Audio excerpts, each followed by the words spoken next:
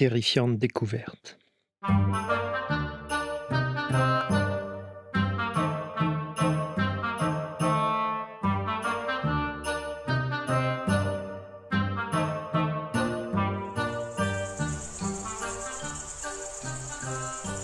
Crète, Mont Ida, juin 1913. La vieille Barbe faisait encore des siennes. Cette satanée bique a trouvé le moyen de s'échapper vers les gorges d'Omalos. C'est à moi d'aller la chercher. C'est Dimitri qui a encore oublié d'attacher la vieille Barbe. Mais ce n'est pas lui que Papou envoie à la chasse à la vieille bique. Stavros, je me fiche que le soleil ne soit pas levé. Toi tu l'es, et il fait assez clair pour aller la chercher. File, et si tu ne la retrouves pas, tu seras privé de Tsoureki à Pâques. Alors je suis parti. Je me suis équipé d'un gilet de laine, de mon bâton de marche, de quelques coulorias dans un mouchoir, et de quelques coudées de corde pour faire un licol à la vieille Barbe quand je l'aurai rattrapée. Je prends également une petite lanterne sourde faite de papier huilé, et me voilà parti.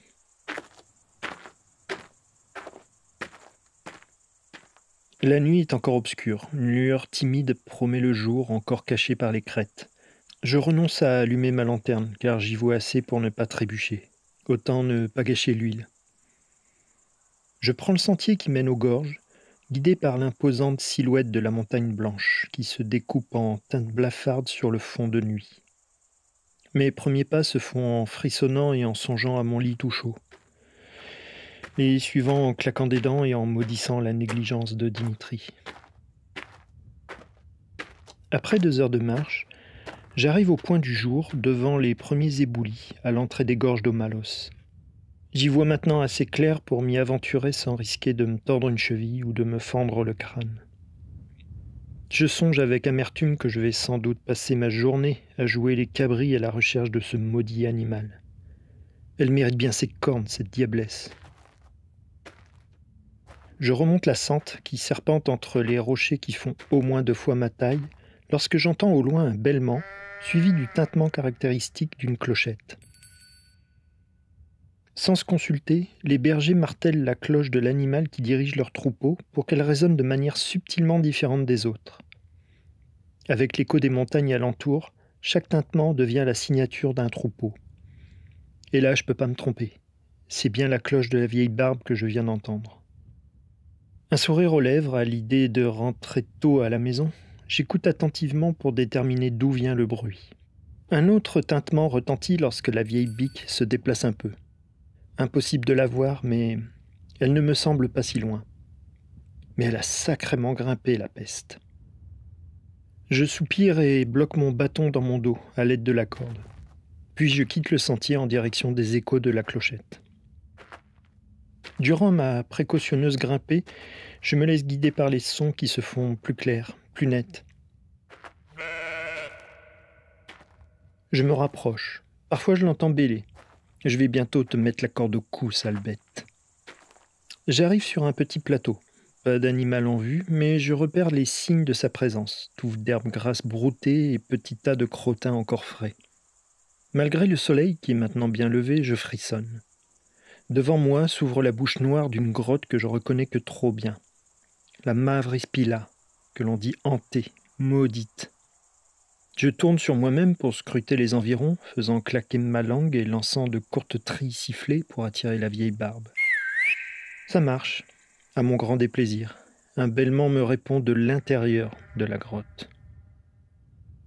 Je m'approche de l'entrée et scrute les ténèbres. La vieille Barbe est invisible. Je l'appelle, de plus en plus fort, et je me fatigue la langue à claquer et siffler pour tenter de la faire venir à moi. Je finis même par sortir quelques coulorias que j'émiette pour l'attirer. En vain.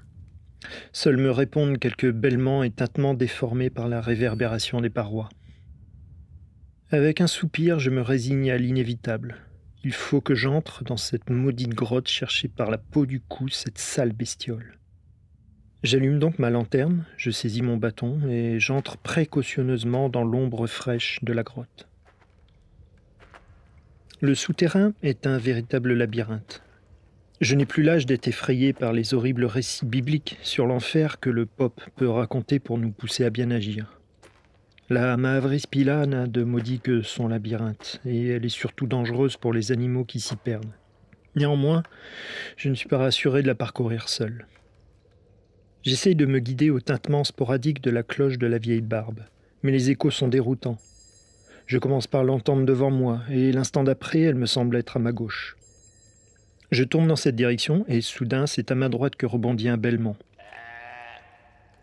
Je dois me rendre à l'évidence.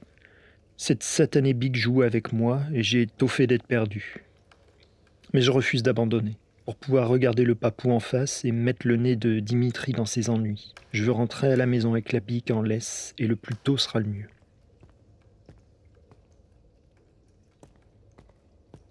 Alors que je tente toujours de suivre les bruits que fait l'animal, je finis par entendre un autre son, très étrange celui-ci. Une sorte de ronronnement. Un instant, je me tétanise, pensant avoir affaire à un loup ou à un furogatos. Le second est certes un gros chat, mais apeuré, ses griffes peuvent infliger de sales blessures. Mais je me rends vite compte qu'il ne s'agit pas d'un bruit animal. C'est trop régulier pour être naturel. Intrigué, je continue d'avancer. La vieille barbe semble désormais vouloir m'aider, car ses bêlements se sont faits plus réguliers, plus présents.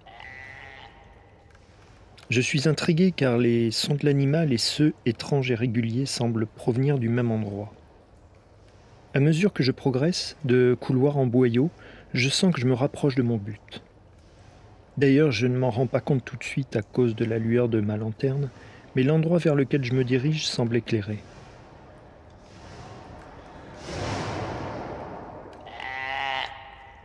Au détour d'un coude fait par la roche, j'entre dans une petite salle ronde. Le lieu est teinté d'une lueur dorée et vacillante, éclairée par une dizaine de bougies posées çà et là. Sur la paroi opposée, des gravures étranges, géométriques, dessinent un enchevêtrement de lignes et de formes dont l'observation prolongée me met mal à l'aise. Au pied de cette paroi, comme encastré dans la roche, se trouve un objet métallique, doré comme le cuivre. Cylindrique, d'environ 2 coudées de long, il est orné de tubes, de tiges et de lames. Des ouvertures pratiquées à certains endroits suggèrent des entrailles mécaniques que la faible luminosité m'empêche de bien voir.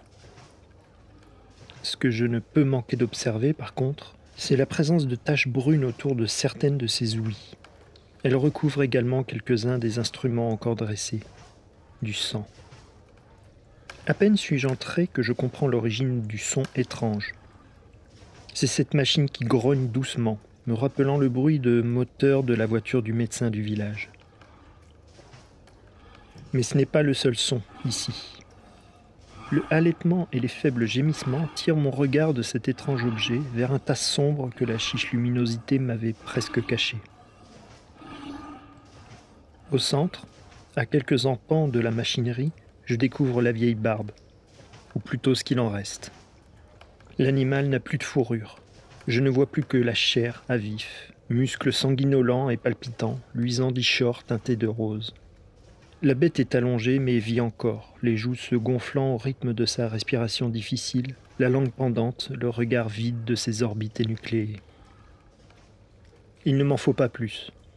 Ma raison ne pouvant comprendre ce qui a pu se passer, un flot d'adrénaline sature mon esprit et je fais demi-tour en hurlant, les mains lancées devant moi, me cognant sur les parois de roche. J'ai laissé tomber mon bâton et ma lanterne, et c'est à tâtons aveugles que je cherche la sortie de cette folie. J'ignore combien de temps j'erre dans le noir, mais la chance a voulu que, désorienté, je finisse par retrouver la lumière du jour plutôt que celle des cierges maudits. Vidé de tout, je me retrouve à genoux, marmonnant des bribes de prière à la panagia. 2 ombres me recouvrent soudain. Relevant la tête, je découvre 2 messieurs, richement vêtus comme ces personnages des couvertures de journaux que vend Stavros au village et que personne n'achète, sauf le docteur et le didascalos. Ils abordent de grands chapeaux cylindriques noirs. L'un d'eux porte même une montre goussée. Il ne pourrait pas faire plus déplacé qu'ici, au flanc de la montagne blanche. Il semble aussi surpris de me découvrir que moi. Mais l'un des deux me tend une main en souriant. J'accepte son aide et me redresse face à eux. « Tout va bien, mon garçon, c'est terminé. me dit soudain l'un d'eux dans un grec atroce aux accents anglo-saxons. Nous allons nous occuper de tout.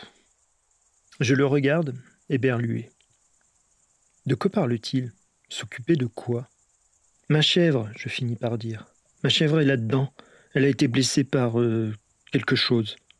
Tu as de la chance de t'en être sorti, petit. Maintenant, tu vas rentrer chez toi, mais tu dois nous faire une promesse. Quoi? Il ne faut pas que tu racontes ce qui s'est passé ici. Mieux, il faut que tu expliques aux gens du village qu'il ne faut surtout plus venir ici. Vous dites n'importe quoi. Je peux pas revenir sans la chèvre, mon papou va me tuer. Et puis c'est quoi cette histoire? C'est quoi cette grotte? Qu'est-ce que vous faites ici? Tandis que je reprends mon souffle, les deux étrangers échangent un regard. Puis l'un d'eux pose une main amicale sur mon épaule et en me souriant me dit « Je comprends pour ta chèvre. Viens avec moi, petit. Nous allons trouver un arrangement, d'accord ?» Calculant déjà dans ma tête le poids de la vieille barbe en drachmes, j'accepte la proposition de l'étranger. Celui-ci, sans lâcher mon épaule, me guide vers le chemin du retour. Après quelques pas, il se retourne vers son compagnon et lui lance une phrase dans une langue étrangère. Je n'ai pas compris ce qu'il lui a dit, mais à mes oreilles, ça ressemblait à ça. Dis que le berger n'est jamais ressorti.